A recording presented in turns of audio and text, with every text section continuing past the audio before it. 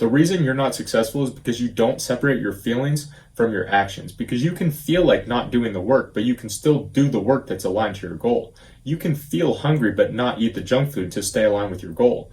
You can feel angry at your boss but not retaliate because you know that it can damage the opportunities in your career down the line. And so I want you to create a gap between your feelings and your actions. Think of it like one of these thermoses. There's an internal temperature that keeps it cool, which is your feelings, and an external temperature, which is your actions. And how you create that gap in this context is time.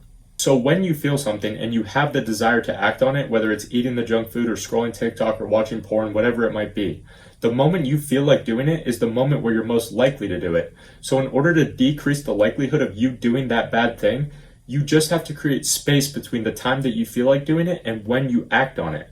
So just because you feel like doing something, it doesn't mean you need to immediately act on it. Because personally, for me, for example, I've struggled with anger issues in the past, and I can tell you from firsthand experience that I've never regretted taking time to think before I acted when I was angry, but I've always regretted everything that I've done immediately after the moment that I felt angry. And so when you extend the period of time from when you feel and when you act, everything that happens in your life becomes neither good or bad. It just is. And if you continue to play that out over the course of your entire life, you won't ever truly know if anything is good or bad until you're dead. And by the time you're dead, it won't matter because you're going to be dead.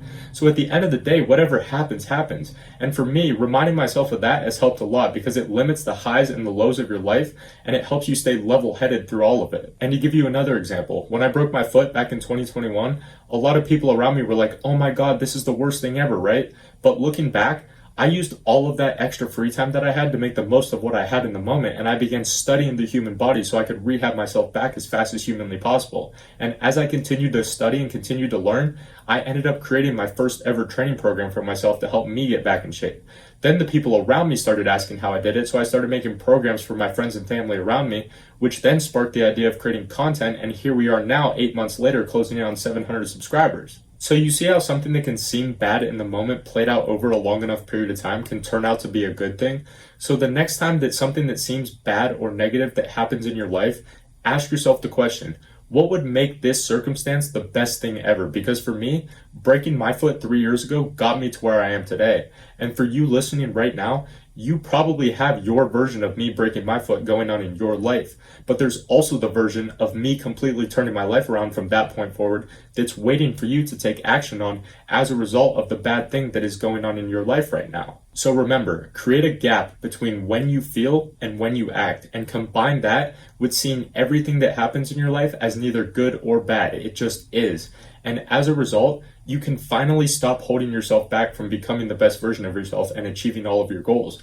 And before I let you go, I encourage you to join the Resurgence, which is my free Telegram group where I'm creating a community of ambitious and masculine men who want to get 1% better every single day in every aspect of their life. So if you're interested in that, it'll be the top link in the description. But thank you for watching, subscribe for daily uploads, and as always, I'll see you tomorrow, my friend.